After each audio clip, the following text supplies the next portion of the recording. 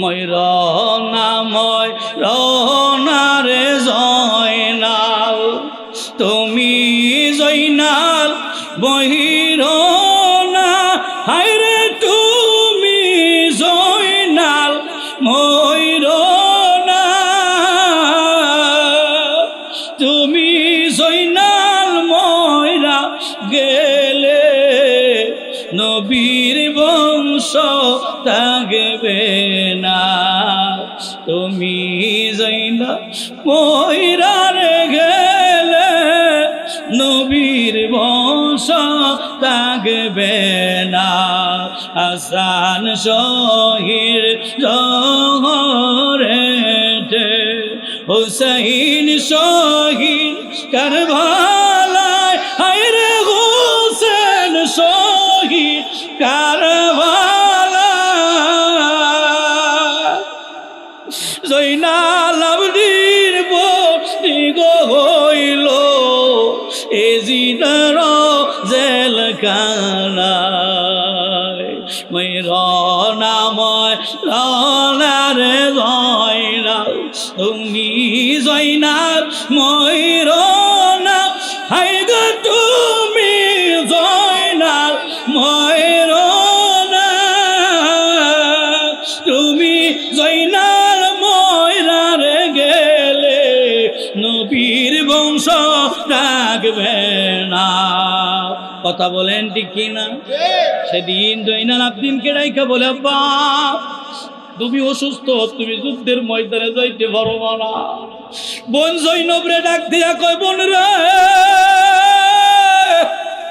আমার অসুস্থ জয়নাল রে তোমার হাতে দিয়া যায় আমার সন্তানটারে তুমি মদিনা পর্যন্ত লইয়া যাইও আর যখন তুমি যদি সুযোগ পাও মদিনায় যাওয়া দুনিয়ার কারো কাছে বিচার দিও না আমার নানা ভাইয়ের রওজায় গিয়া নবীজির মা বাপ জান্নাতীরা জাহান্নামী যদি কেউ বিন্দু পরিমাণ সন্দেহ করে তাহলে সে কাফের হয়ে যাবে যেই নবী পাক যিনি জান্নাত জাহান্নাম সব কিছু নবীর জন্য আল্লাহ বানাইছে ওই নবীর আম্মা আব্বা জাহান্নামে যাবে এই বিশ্বাস যদি থাকে এর মতো মূর্খ কেউ নাই কথা বলেন ঠিক কিনা আমার বাবা নাম হুসাইন বলেন না ভাই আমার বাবা আলীর দাম বেশি না আপনার বাবার আলীর দাম বেশি নবীজি মুস্কি হাসি দিয়া কয় হুসাইন তোর বাবা আলীর দাম ওই বেশি দেখ দিয়া কয় না ভাই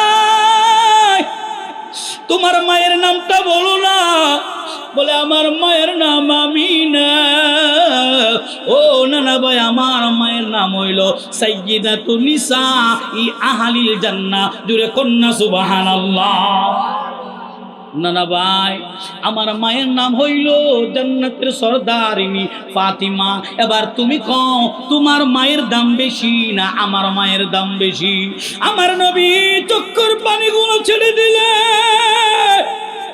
ডাক দিয়া কয় হুসাইন এইদিকে চিন্তা করলে তোমার মা দামি আমার মাওলা হুসাইন ডাক দিয়া কয় ইয়া রাসূলুল্লাহ আমারে আপনি বলেন না আপনার নানা দামি না আমার নানা দামি নবী মুস্কি একটা হাসি দিয়া কয় হুসাইন রে তোর বুদ্ধি তো মারাত্মক বুদ্ধি তোর নানা এত দামি তোর নানার কোনো মিসাল নাই কোনো উদাহরণ নাই দূরে কন্যা আল্লাহু আকবার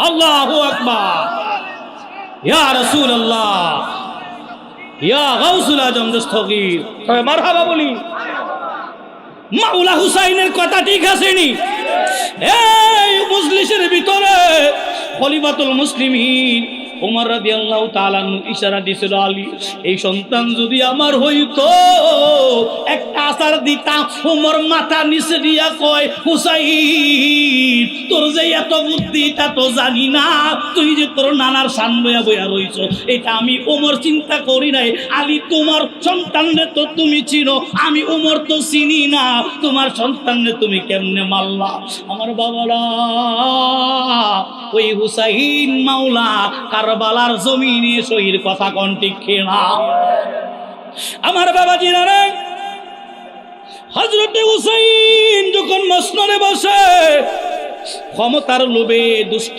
বেঈমান ইয়াজিদ চিঠি দেয়।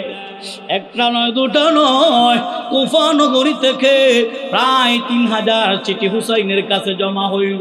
3000 চিঠির মধ্যে সর্বশেষ চিঠির মধ্যে লেখা ছিল, হুসাইন, আপনি যদি আমাদের কাছে না আসেন, হাসরের ময়দানে আমরা আপনার নানা ভাইকে বলবো আপনি হুসাইনকে দাওয়াত দিলাম, আপনি আসেন নাই, আমাদেরকে বায়াতে রাসূল দেন নাই, এই জন্য আমরা ইসলাম ধর্ম পালন করি নাই। মাওলা হুসাইন এই চিঠিটা লইয়া যখন মজলিসের মধ্যে বৈশা সবাইরে শোনাইলেন, হযরতে আমার ইমাম আলী মাকাম হুসাইন যখন এই চিঠি পইরা কাঁদে, আমার নানা যদি জিজ্ঞেস করে, হুসাইন তুমি কেন গেল না, আমি কি জবাব দেব? এই কথা বলে যখন কাঁদতেছিলেন, মুসলিম বিন আকিল দাঁড়ায় কয়, ইয়া আকায়ে মাওলা হুসাইন, আপনি যদি অনুমতি দেন আমি আগে কুফা নগরী যাব, ওখানে গিয়া পরিদর্শন করে দেখব কুফার মানুষ আপনারে কতটা ভালোবাসে। যদি মনে হয় ভালোবাসে, অনুমতি আমি আপনাকে একটা চিঠি লেখার পর, আমার চিঠি পাওয়ার পরে আপনি কুফা নগরীতে আসবেন। হযরতে ইমামে মুসলিম বিন আকিল যখন এই কথা বললেন, মুসলিম বিন আকিলের বিবি নয়, দুইটা সন্তান বলে, আব্বা আপনি তো আমাদেরকে ছাড়িয়া সেই কুফা নগরীতে যাইবেন। মুসলিম বিন আকিল কই, বাবারা আমি তোমাদেরকে মদিনাতুর রাসূলের কদমে রেখে যায়, মাওলা হুসাইনের কাছে তোমাদেরকে আমি আমানত দিয়ে যাব। সন্তান দুইটা কই, আব্বা গো আপনি যেই দিকে যাইবেন আমাদেরকেও সেই দিকে নিয়ে যান, আপত্তি নাই, কিন্তু আমাদেরকে তৈয়া যাওয়া যাবে না। মুসলিম বিন আকিল চলে গেলেন দুই সন্তান সঙ্গে লইয়া, একদল সাহাবীদেরকে সঙ্গে নিয়া ওই কুফার নগরী যখন যায়, কুফা নগরীর ভিতরে তখন গভর্নর ছিল উবাইদুল্লাহ বিন জিয়াদ। সেই উবাইদুল্লাহ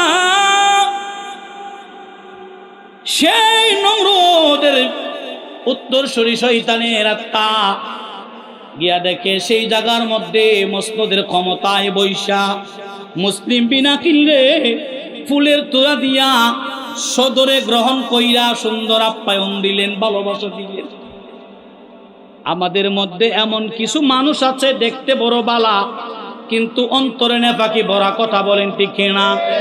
মুসলিম বিন আকিল যখন কুফা নগরীর মধ্যে চলে গেলেন, গিয়া দেখে উবাইদুল্লাহ বিন জিয়াদ তার দল লোকদেরকে নিয়া স্বাগতম জানাইয়া মুসলিম বিন আকিলকে তারা বরণ করে নিলেন। মুসলিম বিন আকিল কুফার ভিতরে যখন আসলো, কুফার মানুষের ভালোবাসা দেখা মুসলিম বিন আকিলের মনটা বড় নরম হয়ে গেছে। মুসলিম বিন আকিল একটা চিঠি লেখছে, মাওলা হুসাইন, এই কুফা নগরীর মানুষ আপনারে বড় ভালোবাসে, আপনি দেরি কইরেন না, কুফাতে চলে আসেন। যখন চিঠি লিখলেন মুসলিম বিন আকিল, চিঠি লেখার পরে একজন নয়, দুজন নয়, প্রায় মুসলিম বিন আকিলের কাছে প্রথম দিনে 18,000 মানুষ বায়াতে রাসূল গ্রহণ করলেন। যখন তারা রাসূল বায়াতে রাসূল গ্রহণ করলেন, মুসলিম বিন আকিলের কথা মতো তারা চলবে। ইমাম হুসাইনকে চাই তারা, হুসাইন রাদিয়াল্লাহু তাআলা আনহুর হাতে বায়াত নিতে চায়। এই কথা যখন জানায়, হযরতে মুসলিম বিন আকিল চমৎকার ভাবে লিখলেন, ইয়া মাওলা হুসাইন, এই কুফা নগরীর মানুষ আপনারে বড় ভালোবাসে, একদিনে 18,000 মানুষ আমার কাছে বায়াত নিছে, আপনি হুসাইন নির্দ্বিধায় কুফা নগরীতে আসতে পারে। এই কথা যখন লেখা চিঠি প্রেরণ করে দিয়েছে, এই ফাঁক দিয়া উবাইদুল্লাহ বিন জিয়াদ এলাকার যত নারী ছিল সমস্ত নারীদেরকে ডাইকা লুবের মধ্যে ফালাইলো। নারী বড় দুর্বল, কথা বলেন ঠিক কিনা? সমস্ত নারীদেরকে ডাকছে, তোমাদের স্বামীরা যদি তোমরা কন্ট্রোল করতে পারো তোমাদেরকে স্বর্ণ মুদ্রা দেওয়া হবে। নাউজুবিল্লাহ। বিবিগুলা স্বামীরা গিয়া কই, স্বামীরা মুসলিম বিন আকিলের পক্ষ ছেড়ে দাও, উবাইদুল্লাহ বিন জিয়াদের পক্ষ নাও। কিন্তু স্বামীরা মানে না, বিবিরা বড় কৌশলী হয়, দরজা বন্ধ কইরা দিছে, অনেক স্বামীরে ঘরের ভিতরে তালাবদ্ধ কইরা লাগাইছে। মুসলিম বিন আকিল আসরের নামাজ কিংবা জোহরের নামাজে যখন যায়, গিয়া দেখে রে বাবারা, জোহরের কিংবা আসরের সেজদায় গিয়া দেখে আরবের ওই মানুষগুলি কতটা ধোঁকা পাচ্ছিল। কুফার মানুষ সেজদার মধ্যে রাইকা অনেকেই ফালায়া গেছে, দূরে কন্যা নাউজুবিল্লাহ। মুসলিম বিন আকিল তাকে দেখে সব মানুষ মসজিদ থেকে চলে গেল, কুফার মসজিদ ফাঁকা হয়ে গেছে। মুসলিম বিন আকিল আর বুঝতে বাকি নাই, কুফার মানুষ আমার সাথে পল্টি দিছে। কিন্তু এমন সময় মনের মধ্যে কথাটা জাগছে, যখন চিঠি লেখা হয়ে গেছে, চিঠি পাঠানো হয়েছে, চিঠি এখন আর ফিরানোর কোনো ব্যবস্থা নাই। আর এই চিঠি হযরতে মাওলায়ে আলীর কাছে যাবে, মাওলায়ে হুসাইনের কাছে যাবে। মাওলা হুসাইনের কাছে যখন চিঠি চলে গেল, এইদিকে মুসলিম বিন আকিল যুদ্ধ ঘোষণা করে দিল, বলে আমি মুসলিম বিন আকিলের কারণে ইমামের শির যাবে, এটা মুসলিম বিন আকিল মানতে পারে না, মানতে পারে না। হযরতে মুসলিম বিন আকিলকে যখন তারা পাকড়াও করলো, মুসলিম বিন আকিল সেখান থেকে একাই যুদ্ধ করে বের হয়ে চলে গেল। তার 200 সন্তানকে নিয়ে একটা বাড়ির মধ্যে গিয়া ঢুকলো। ওই বাড়ির কিনারায় গিয়ে যখন ডাক দিল, মহিলা ডাক দিয়া কই, তুমি কে? তোমার শরীরে মদিনাতুর রাসূলের ঘ্রাণ পাওয়া যায়। দরজাটা খুলিয়া দেখে রে নবীর বাগানের ফুল। মুসলিম বিন আকিল, মুসলিম বিন আকিল দেখা মহিলা ঘরের ভিতরে জায়গা দিল, মহিলা জায়গা দিল। অপরদিকে উবাইদুল্লাহ বিন জিয়াদ ঘোষণা করে দিল, যাও, যেই জায়গায় মুসলিম বিন আকিল রে পাইবা, সেখান থেকে দইরা আমার কাছে দিয়ে আনতে পারবা। তারে স্বর্ণ মুদ্রা উপহার দেওয়া হবে, তারে যেইভাবে পারো দইরা নিয়ে আসো। কত মর্মান্তিক কথা ছিল। মুসলিম বিন আকিল একটা গড়ে গেছে, খাবার নাই, পানি বন্ধ করে দেওয়া হয়। মুসলিম বিন আকিল সেই ঘর থেকে যখন রাত্রিবেলা ঘুমাইতে যাবে, ওই ঘরের একটা সন্তান সে খবর পাইল মুসলিম বিন আকিল এখানে আছে। দৌড়ায়া গিয়া উবাইদুল্লাহ বিন জিয়াদের কাছে কইল, উবাইদুল্লাহ বিন জিয়াদ, তুমি যারে খুঁজো তার সন্তান আমি জানি, তার সন্তান আমি জানি। উবাইদুল্লাহ বিন জিয়াদ পাঠায় দিলে, যাও সৈন্যরা গিয়া মুসলিম বিন আকিল পাকড়াও করে নিয়ে আসো। যখন এই কথা বললেন, মুসলিম বিন আকিলকে ধরার জন্য উবাইদুল্লাহ বিন জিয়াদের সেনারা চলে গেল, বাড়ির চতুর্দিকে ঘেরাও করলো। ডাক দিলে, মুসলিম বিন আকিল, জানি তোমার সঙ্গে যুদ্ধ করা সম্ভব হবে না, তবে তোমার একটা কথা জানায় দিতে চাই। আমরা তোমারে জানাই, তুমি যদি আত্মসমর্পণ করো, আমি সিমর কথা দিলাম, তোমার আমরা মুক্ত করে দেব। জুরে কি নাউজুবিল্লাহ বলা যাবে না? মিথ্যার একটা আশা দিলেন। মুসলিম বিন আকিলের সঙ্গে তারা যুদ্ধ করে পারার মতো ব্যবস্থা নাই, এই জন্য কৌশল করলেন, মুসলিম বিন আকিল, আপনি যদি আমাদের কাছে আত্মসমর্পণ করেন, তাহলে আমরা আপনাকে মুক্ত করে দিব, ছেড়ে দিব, আপনার কাছ থেকে কিছু কথা আমরা আদায় করে।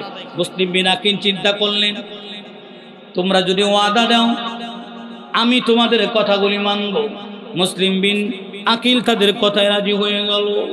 মুসলিম বিন আকিল ধরা দেয়, সঙ্গে সঙ্গে তারা মুসলিম বিন আকিল নিয়ে উবাইদুল্লাহ বিন জিয়াদের কাছে চলে গেল। উবাইদুল্লাহ বিন জিয়াদ ওই পাপিষ্ঠ বেঈমান সেই মুসলিম বিন আকিলকে দেখায় তারে বন্দী করে ফেললো, এমন ভাবে অত্যাচার করলো, মুসলিম বিন আকিলকে শহীদ করে দেয়। শুধু তাই নয়, তার 2টা কলিজা টুকরা সন্তান সঙ্গে আনছিল, তাদেরকে ধইরা আনার জন্য এলান করে দেয়, যাও মুসলিম বিন আকিলের 2 সন্তান যে আনবা, জীবিত কিংবা মৃত, তারে আমরা স্বর্ণ পদক করব, স্বর্ণ উপহার দিব, মুদ্রা তারে দেব। এই লোভে পইরা মুসলিম বিন আকিলের সন্তানদেরকেও তারা কতল করে ফেললো। এমন সময় মাওলা হুসাইন আসার কথা ছিল কুফা নগরীতে। কুফা নগরীর রাস্তাতে পরিবর্তন হইয়া কারবালার জমিনে মাওলা হুসাইন চলে গেল। জুড়ে কন্যা আল্লাহু আকবার।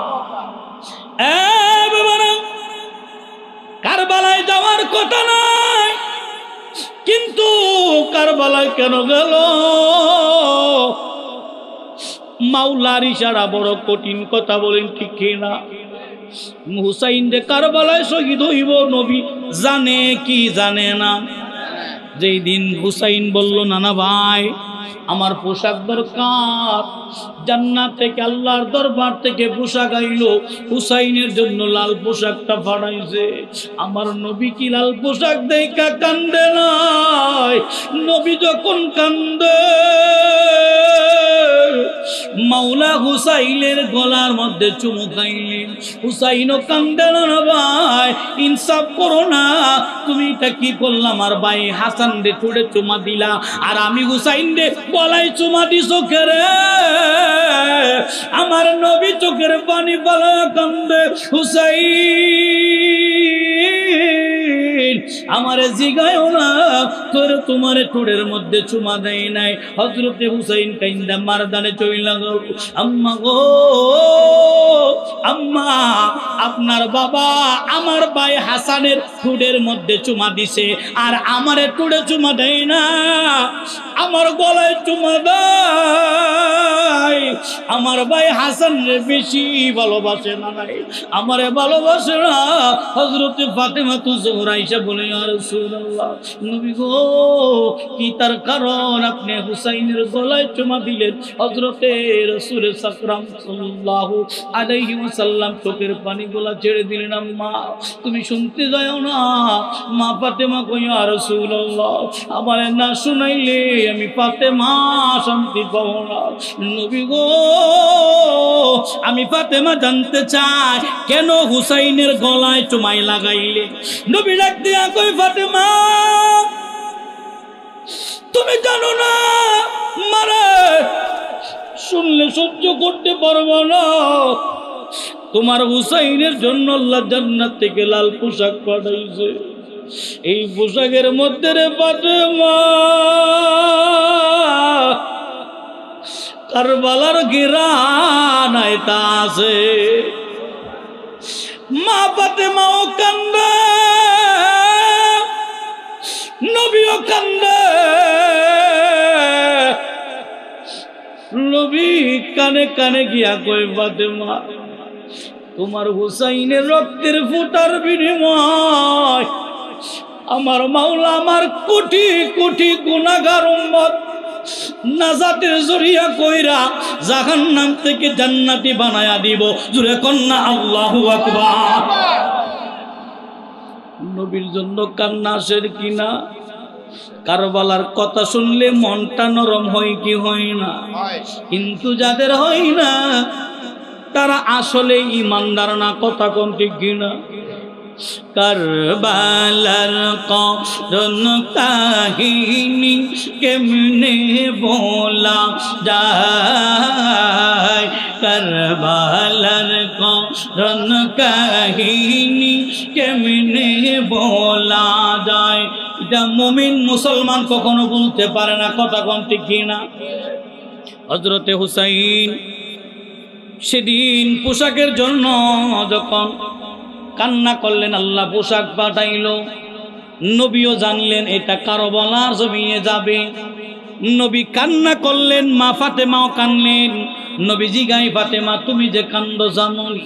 তোমার এই হুসাইনের রক্তের ফোঁটার বিনিময়ে আমার মাওলা একটা ফোঁটার বিনিময়ে কোটি কোটি গুনাহগার উম্মত জান্নাতে দিব।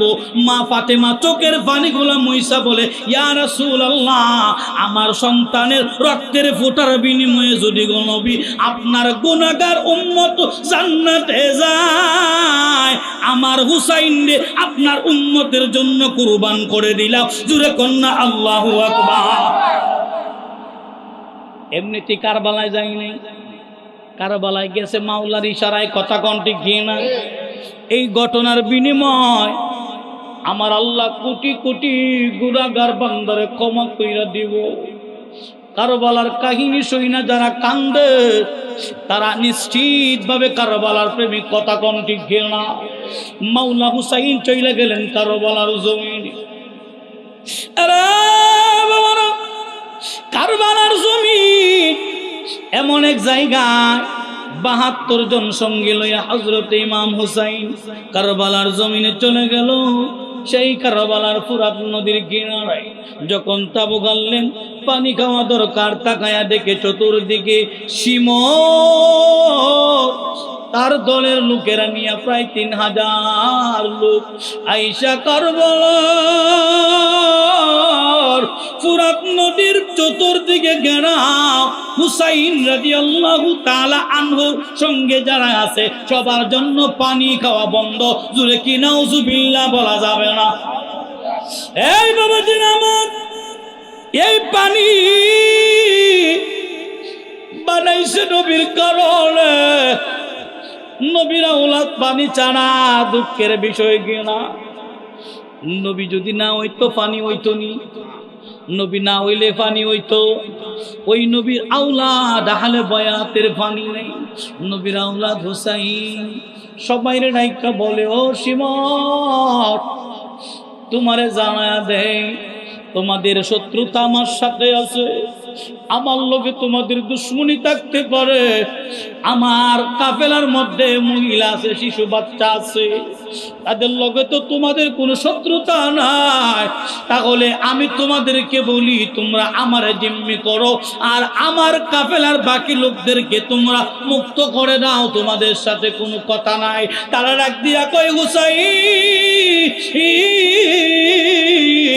আপনারে ছেড়ে দিতে পারি একটাই শর্ত, আপনি যদি ইয়াজিদের কাছে বায়াতে রাসূল নেন। হুসাইন কয়, আমার জীবন যাইব, তারপরে মাথা বিক্রি করব না, নানার দিনকে বিক্রি করব না। জোরে কন্যা ইয়া রাসূলুল্লাহ।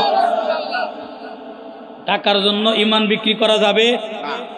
আমাদের মধ্যে যদি কেউ এই কাজ করে মনে করবেন তার ইমানে গন্ডগোল।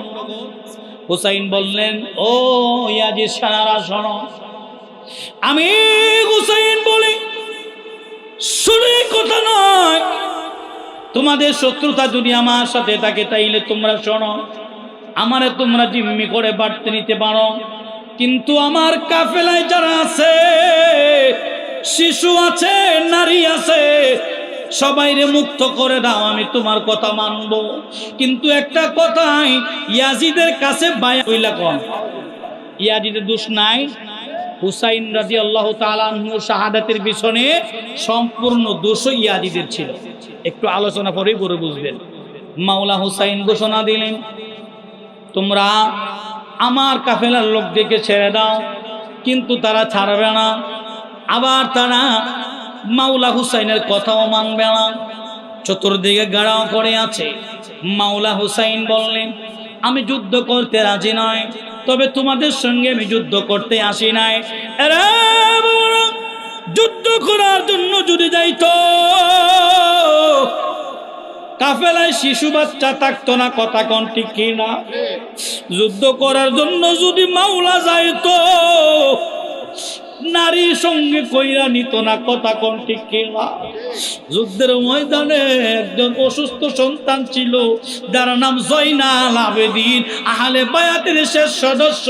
জয়নাল আবেদিন অসুস্থ অবস্থায় কাফেলায় আসতো না, কথা বলেন ঠিক কিনা? এখন আমাদের দেশে অনেক মানুষে বলে হুসাইনেরও দোষ ছিল। এই কথা যারা বলে, ইমানদার না বেঈমান? নিঃসন্দেহে বেঈমান। কারণ হুসাইন মাওলা যুদ্ধ করার জন্য যায় নাই, এতে আর কোনো কিছু প্রমাণের বাকি আছেও? যুদ্ধ করার জন্য গেলে শিশু বাচ্চা নিত না, যুদ্ধ করার ইচ্ছা থাকলে নারী সঙ্গে কইরা নিতেন না। মক্কা মদিনায় কি নবীজির প্রেমিক কম ছিলেন? ৭২ জন নিয়ে কেড়ে গেলেন। ৭২ জনের মধ্যে তো অধিকাংশ মহিলা ছিলেন। ইমাম আলী মাকাম হুসাইন ডাক দিয়া বললেন, এই ইয়াজিদ সেনারা শোনো, তোমাদের লগে যুদ্ধ আমি করব না, তবে যদি করতে চাও শোনো, আসো তোমরা কে কে যুদ্ধ করতে চাও নামো। তারা বলে না, আমরা একলগে যুদ্ধ করব না, আমরা মল্লযুদ্ধ করব। মল্লযুদ্ধ হইল আপনার পক্ষ থেকে একজন পাঠাবেন, আমাদের পক্ষ থেকে একজন যাইব। এটা এমন বাটপারি কইরা কৌশল কইরা তারা চিন্তা কইরা সেই মাওলা হুসাইনের কাফেলা থেকে যখন তারা এইভাবে ডাকলেন হযরতে মাওলা হুসাইন রাদিয়াল্লাহু তাআলা আনহু রাত্রি বেলায় কাফেলার লোকদেরকে জানাইলো, ও আমার কাফেলার লোকেরা, আমি তোমাদের কাছে একটা কথা বলবো। তাদের শত্রুতা হইল আমি হুসাইনের লগে, তোমাদের লগে কোনো শত্রুতা নাই। রাতের গভীরে তোমরা সবাই মদিনার রাস্তা ধরে চলে যাও, আমি তোমাদেরকে বিদায় দেওয়াম। তোমাদের প্রতি কোনো অভিযোগ নাই, গুসা নাই, কোনো কমপ্লেইন নাই। যখন রাত্র গভীর মাওলা হুসাইন তাবুর ভিতরে সবাই রেডাইকা বললেন যাও, কিন্তু সবাই একটা উত্তর দিচ্ছে, হুসাইন আমরা জীবন দিতে আসি রাজি, তবুও ফলায়া যাইতে রাজি না। যতক্ষণ আপনি এই জমিনে থাকবেন, আমাদের শরীরের শেষ রক্তবিন্দুর ফোঁটা দিয়া হইলেও আপনাকে আমরা সহযোগিতা করব। জোরে কি আল্লাহু আকবার বলা যাবে? নারী বলেন, পুরুষ বলেন, বাচ্চা বলেন, কেউ যায় না। যুদ্ধ শুরু হয়ে গেল। যুদ্ধের ময়দানে এক এক করে যায়। তারা একজনকে মল্ল যুদ্ধের জন্য ডাইকা নিয়ে চতুর্দিকে ঘেরাও করে আহলে বায়াতের সদস্যকে তারা শহীদ করে দেয়। এইভাবে করতে করতে আহলে বায়াতের সদস্যগুলা চলে যায়। হযরতে ইমাম কাসিম যখন গেল, ইমাম কাসিম যুদ্ধের ময়দানে শাহাদাত বরণ করলেন। ইমামে আলী আকবর বাবা আমার ভাই কাসেম যুদ্ধের ময়দানে গেল, ফিরল না। হযরতে হুসাইন 6 মাসের শিশু আলী আসগরকে কুলে লইয়া ফুরাত নদীর কিনারায় গিয়া ডাইকা বলে, ও ইয়াজিদ সেনারা,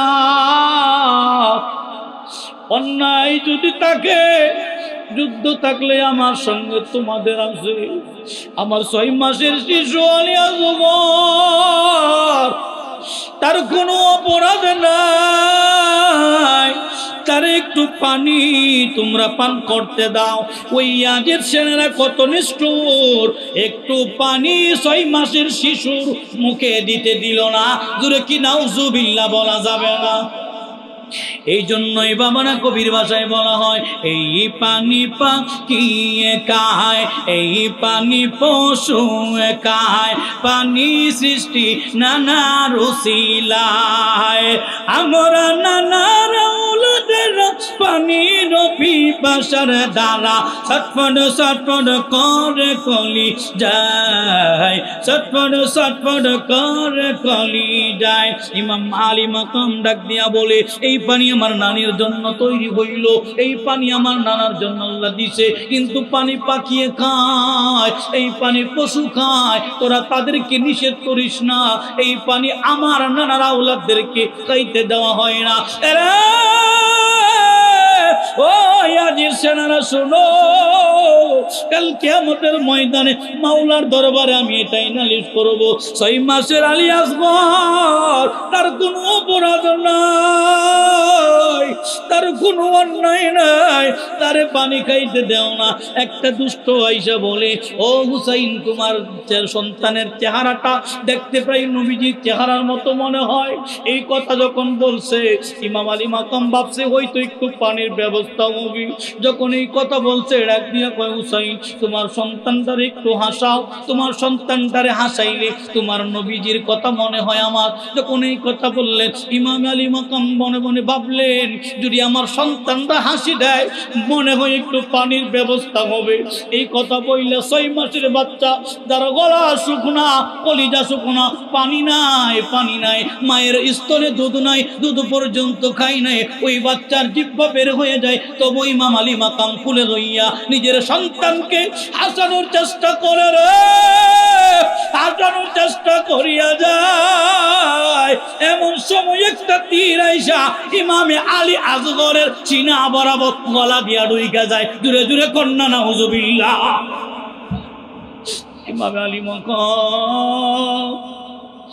তাকায়া দেখে কলিজার টুকরো সন্তান শাহাদাত গ্রহণ করেছে।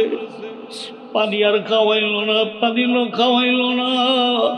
সন্তান তারে খুলে লইয়া কিমার দিকে যায়।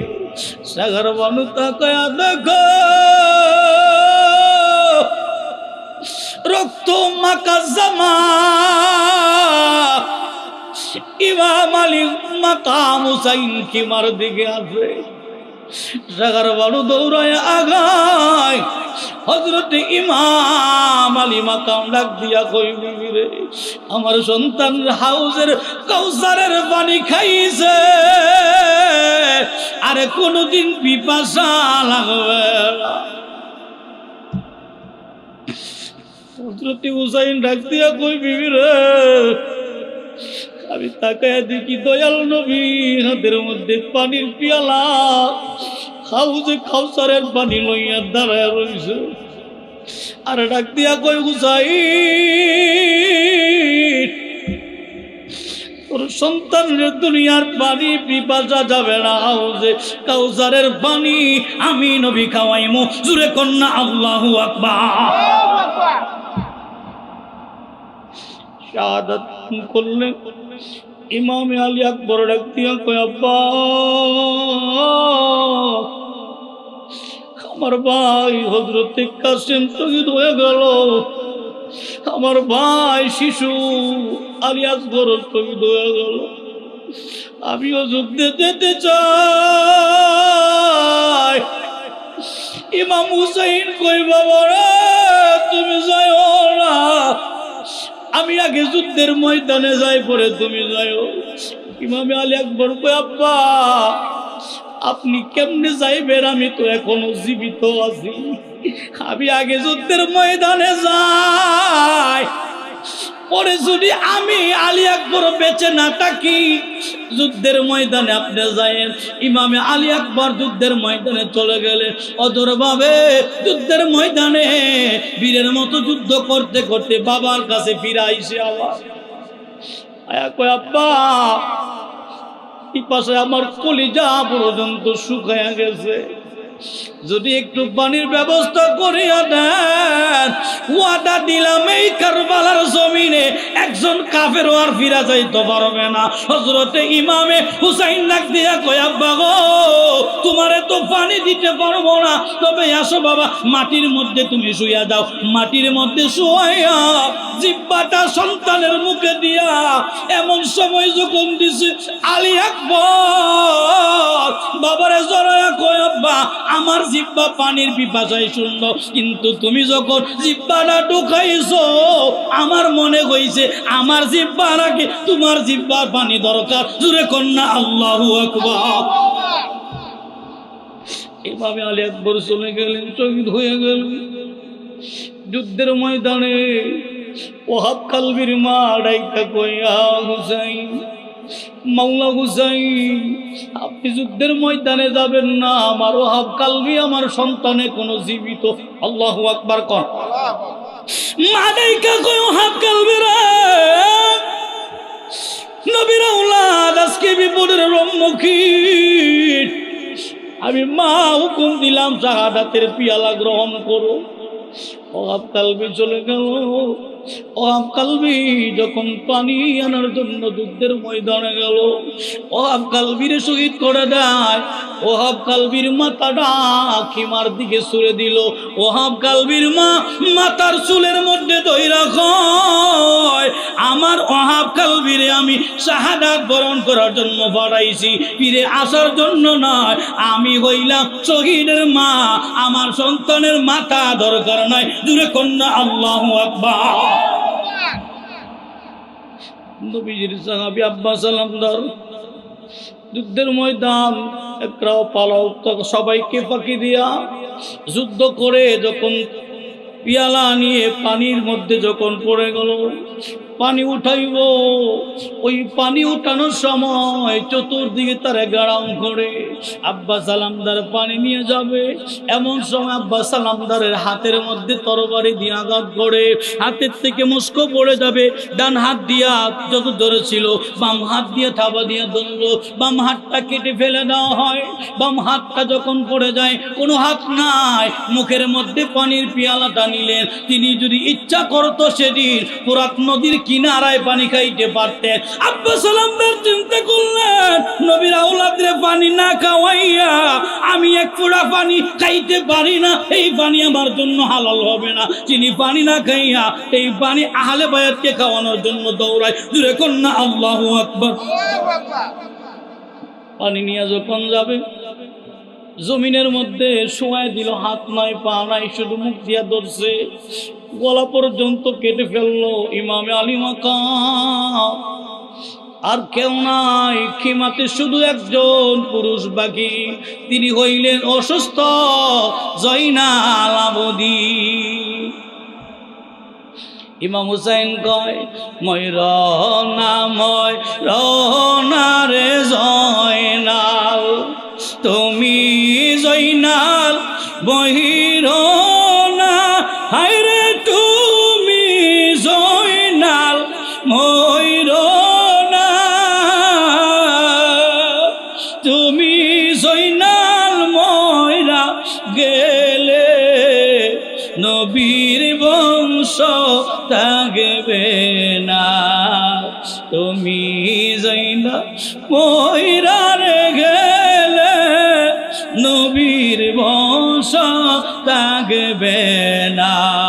হাসান শহীদ জহরেতে, হুসাইন শহীদ কারবালায়, হায়রে হুসেন শহীদ কারবালায়, জয়নাল আবদীর বস্তি হইল এ জিনার জেলখানায়।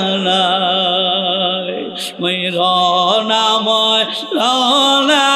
জয়নাল, তুমি জয়নাল ময়রনা, হায় গো তুমি জয়নাল ময়রনা,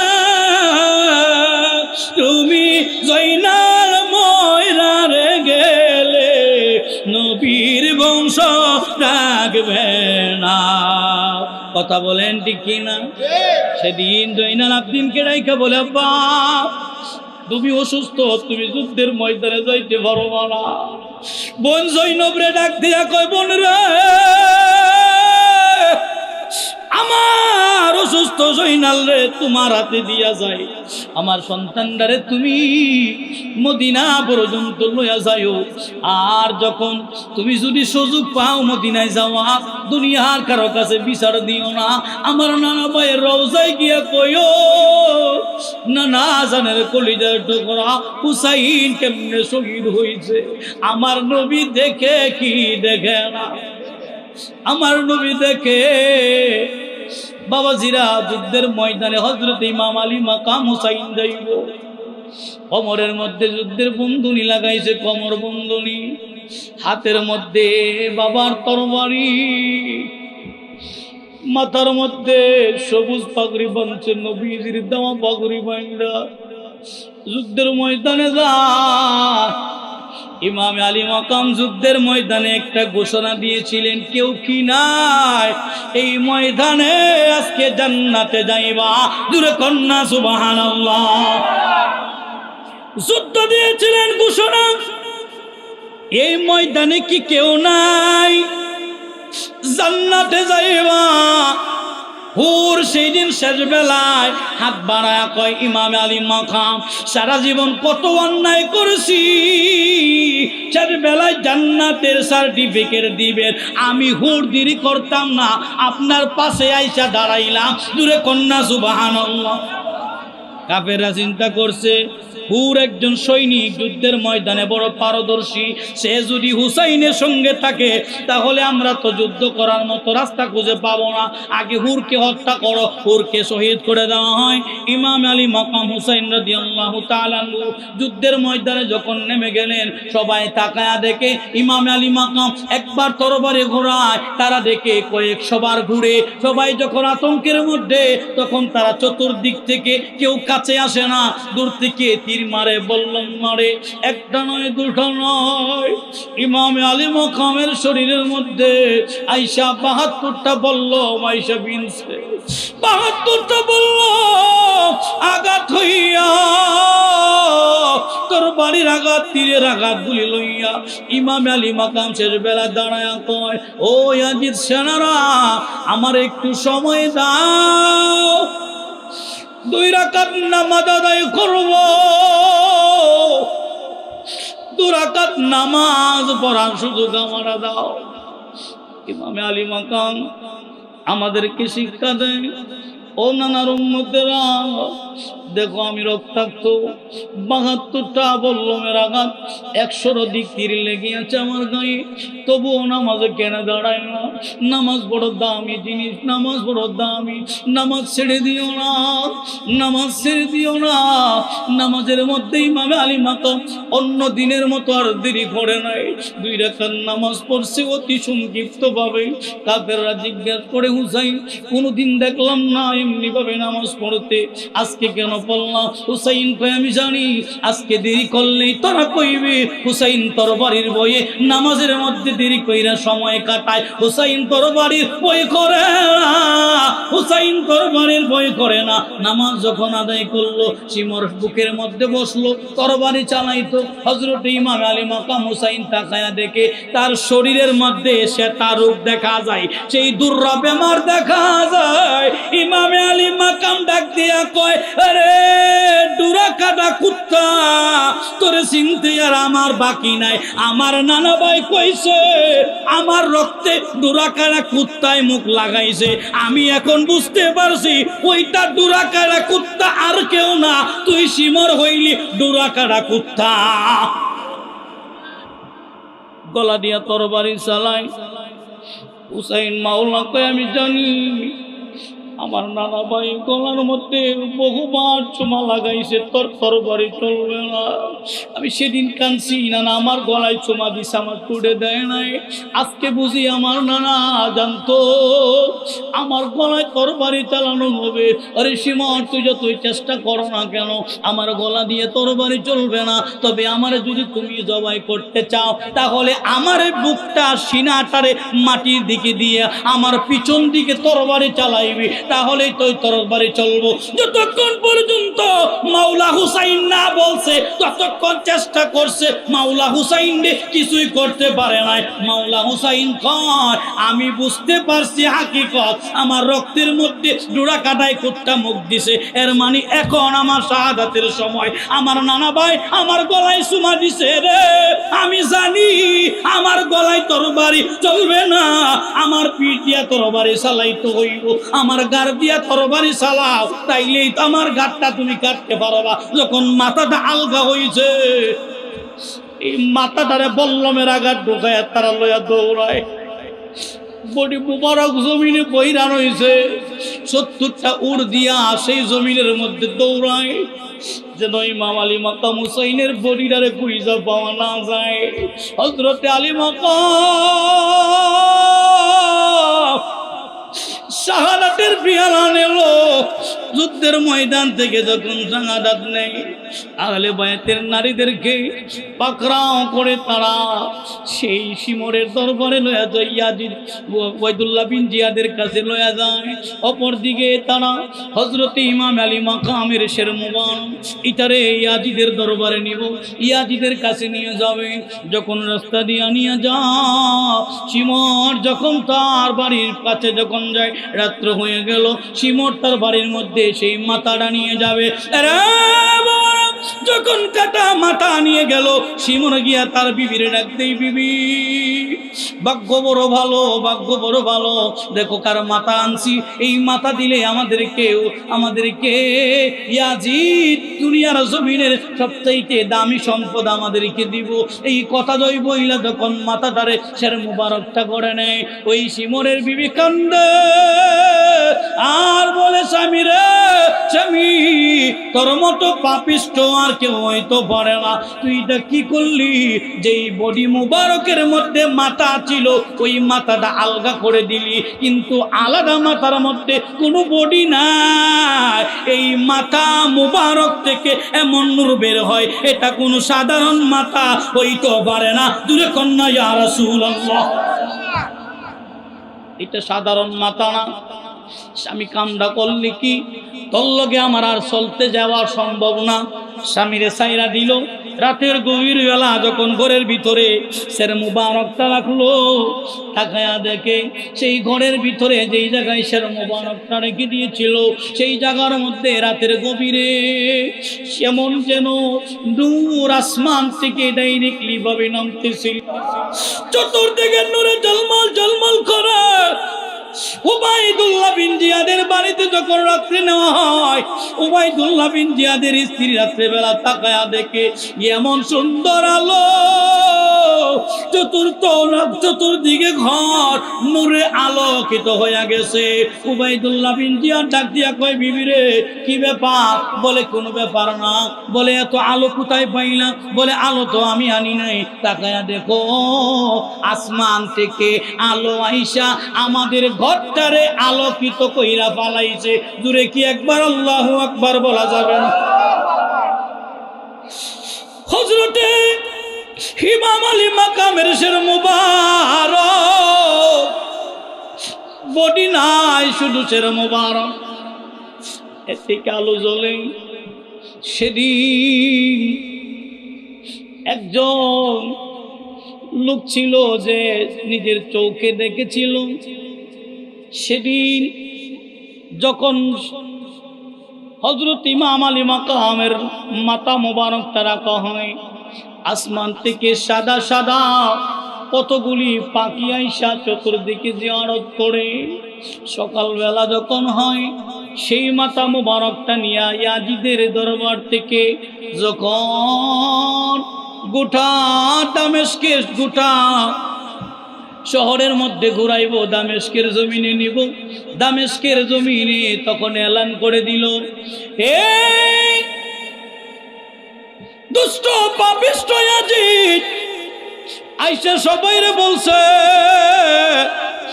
আমরা হুসাইনের বিপক্ষে যুদ্ধ করতে যাই নাই, হুসাইন যুদ্ধ করতে আসছে।